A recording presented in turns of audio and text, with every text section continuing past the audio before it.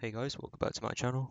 Just before we get started, I'd like to thank Perandor for letting me use his clips because I've been having some issues with NVIDIA highlights.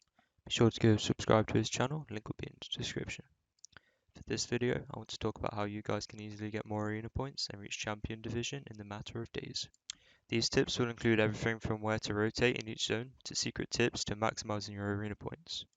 So in at position 1 for arena tips, you're going to want to be aiming for high placement in all arena games. This is because in total you can gain 120 points without any eliminations in an arena game. The biggest factor in aiming for placement is finding an uncontested landing location.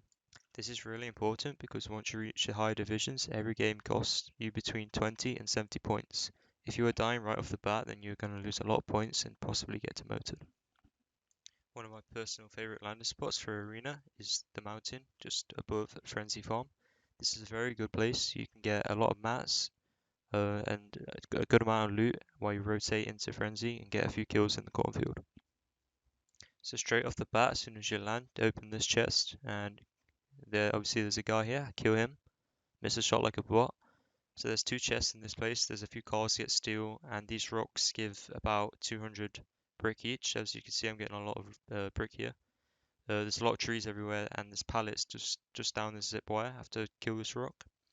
Now after that, there's another chest and some more steel from a van. Just check in, always check over there, see if someone's going on the zip wire towards you, so they don't have high ground. Now just down here, there's some pallets, which is going to get you almost max wood. Now once you've done that, you will want to get the chest and then build back up and rotate back into Frenzy for the zip line, which I just checked a minute ago. So as you can see, a few minutes into the match, I'm max wood and about half full on brick.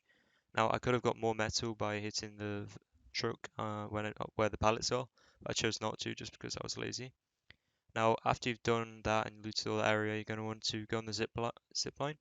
Check if the chest has been looted here. If not, open it, and if it has been, then just follow what I do after. So open that, get some shield. Basically, you're going to want to hop back onto the zip line, jump down. This has already been looted here, but you can get probably about 200 to 250 metal from the fences that are there. You see them if you come. Just in this cornfield, there'll be some loot that spawns here and a chest right here. You're going to want to loot that. And then basically it's your choice what to do from here.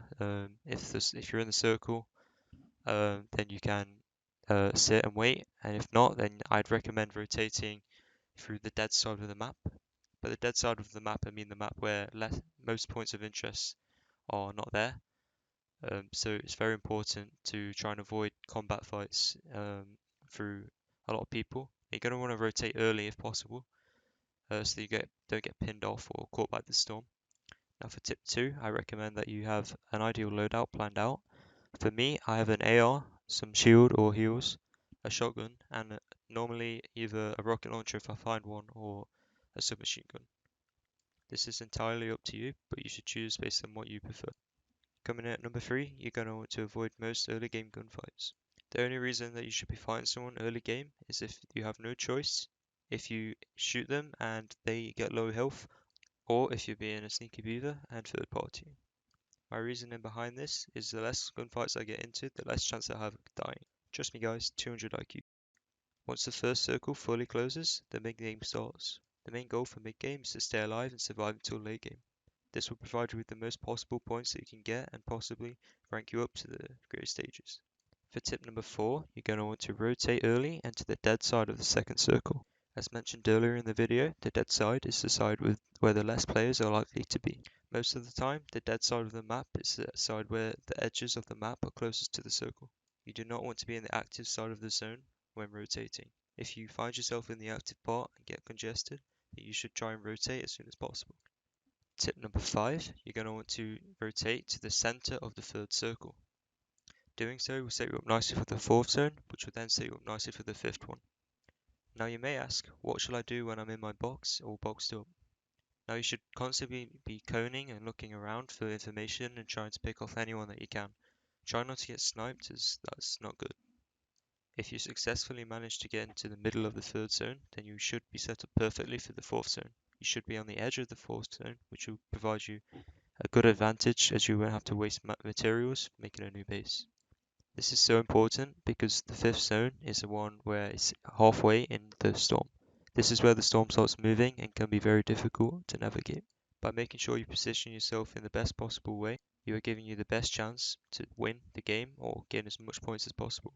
By positioning yourself on the edge of the fourth zone, you have a slim chance of being put automatically into the fifth zone, which will save you a lot of materials. This could be the matter of winning and losing.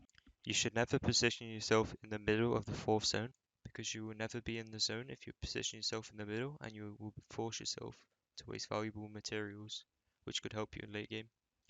The only drawback to this strategy is you can get unlucky and have the fifth circle on the other side, which can be a problem, but all in all, most of the time you're going to be closer or you just put into the circle, which is more beneficial. But since in Season 3 launchpads are more common, this shouldn't be an issue. As I mentioned earlier on, you should have been watching to see where people are located in order to see where people are, so you can easily rotate into the later circles and save your materials.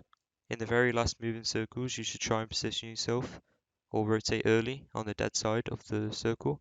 This will allow you to bypass all the chaos that's happening behind you, and you should not be caught, fingers crossed, in the storm.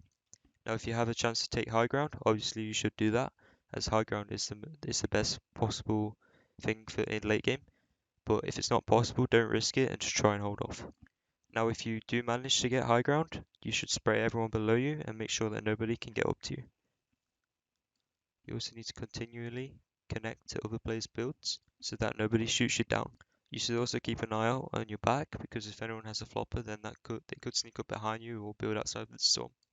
Just to recap, you should try and survive the longest possible amount of time in late game, and don't be afraid to tunnel or change layers or pull down in order to stay alive. Also, don't be afraid to go to high ground if you can.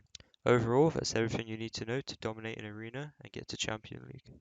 If at any part you don't understand any of these tips or have any further questions or tips to add, please comment down below, like and subscribe. That's it from me, later.